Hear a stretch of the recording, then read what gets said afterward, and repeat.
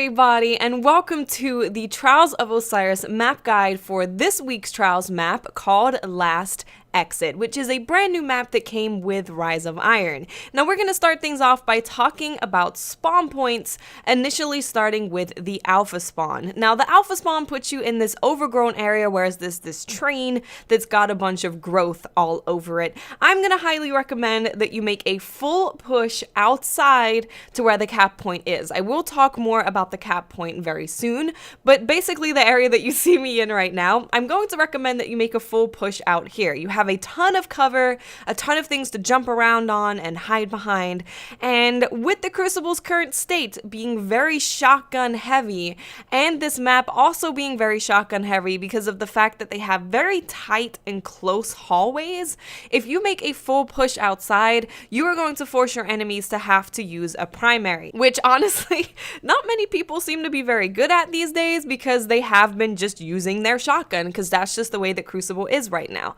Now, you can either wait for them to come outside because that is where the cap point is, or you can choose to flank them. When you have the outside control, you have a lot of options open to you when it comes to either just waiting out the cap point or making a full push flank with your team. So you have many options when you make that push. Of course, if you are against snipers, then you might not want to do this, but even against snipers, spawning from the alpha side, I honestly do believe is the strongest side because you can avoid sniper sightlines very easily because of all the rocks and all of the broken structures that are around the outside. So even if you're against snipers, I would definitely say to try out just making that full push outside, being careful of the sightlines, and making sure that you use all of these rocks and all of these structures to your full advantage. Of course, if they're using shotguns, they're going to have one of two options: take you on with their primaries, which hopefully you can win because not many people seem to be very good with their primaries these days,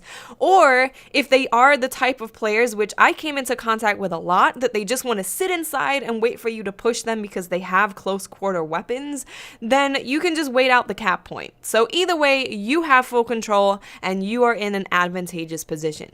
Now, taking this outside control from Bravo spawn is going to be a little bit more difficult depending on who you're facing. If you're facing shotgunners who have whatever primary it is, doesn't really matter, then you might be totally fine. But as you can see, there is a very, very clear sight line from alpha spawn that they can get to before you are able to bypass them. So if you are against snipers, that's going to be a little bit difficult because they can see you very, very clearly. You might not be able to push all the way outside, but what you can do is take advantage of the position that I'm in right here. You have a little bit of cover, and if you're really struggling, you can push into this main room area and try to pick some people off. It is going to be very difficult. It can definitely be hard, but you can use the door to your advantage, throw some grenades, and you might be able to take them out. Now, if you are really struggling against snipers, there are some different things that you can do. Now, what I have seen most snipers do when they are spawning on alpha is they like to stay in their initial spawn area. So starting from your Bravo spawn,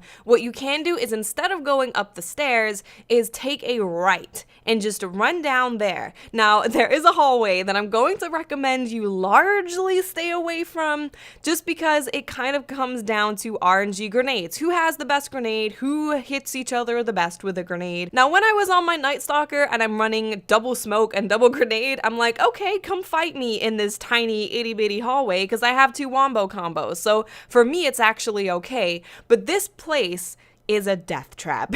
I would recommend trying to avoid it if you at all possibly can, because it can quickly go very downhill when you are fighting against a bunch of people with shotguns, a Stormcaller with their crazy melee, and all of the grenades that can possibly go off. It's not good. So I would much more recommend taking the outside route to the alpha spawn. Now, of course, a lot of your decision making on where to go and how to approach the enemy team is going to be based on what the enemy team is and what they're using. Do your grenades do better in close quarters? For example, lightning grenades on Titans for those tight hallways can be absolutely devastating. I was also using flashbang grenade on my Titan, and I could just lob it down a hallway where everyone was just cramped up.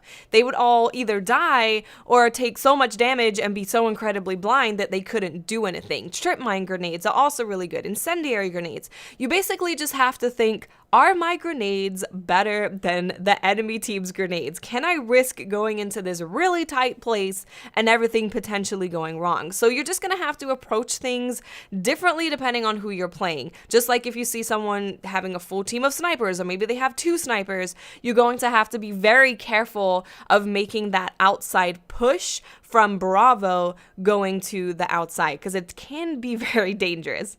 Now, the one time you will have to go into the death hallway, that I will now call it is Death's Hallway, is when it is round 3 and heavy ammo spawns, because it is basically kind of all about that hallway. As you can see, people who spawn from Alpha usually push right down there, and then people who spawn from Bravo also push right into the hallway.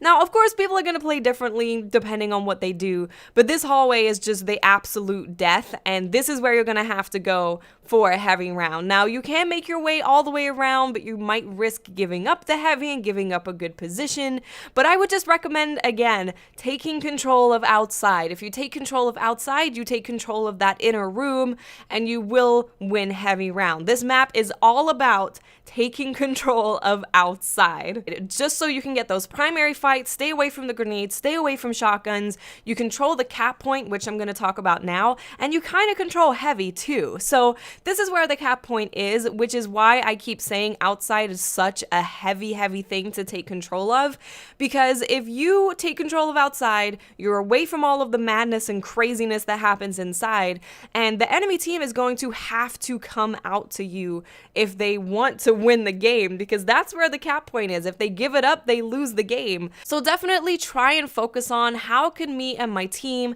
take control of the outside. That's what I found to be most successful for me and my team in general. If we were struggling, we're like, just go outside, just take control of outside, it's gonna be okay.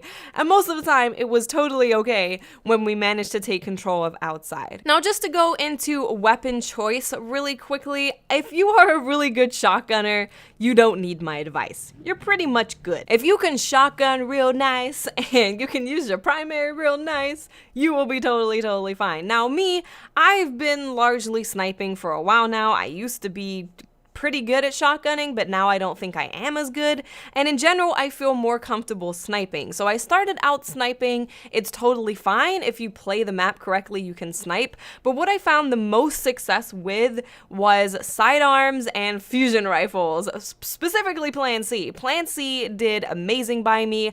I got absolutely wrecked by someone using Lord Saladin's Vigil.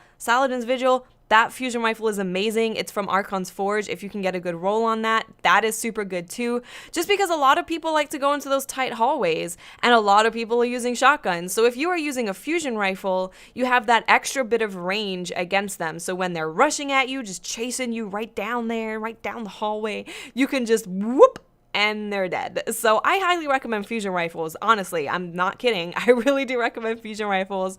But if you are a good shotgunner, then you will be totally fine. So that is gonna do it for the map guide, guys. I will be putting these out on Fridays or Saturdays next week. It was a little crazy this week, and I kind of regret not focusing on doing this video first. But hopefully you can take advantage of it for the rest of Sunday and Monday, and these tips will help you go to the lighthouse. So if you have any further tips for this map, weapon choice, how to move, whatever it might be, please leave it in the comment section so we can all learn from each other and become better players as an awesome community. Thank you guys so much for watching. If you enjoyed the video, please leave it a like. If you didn't, then you can dislike it. That's cool.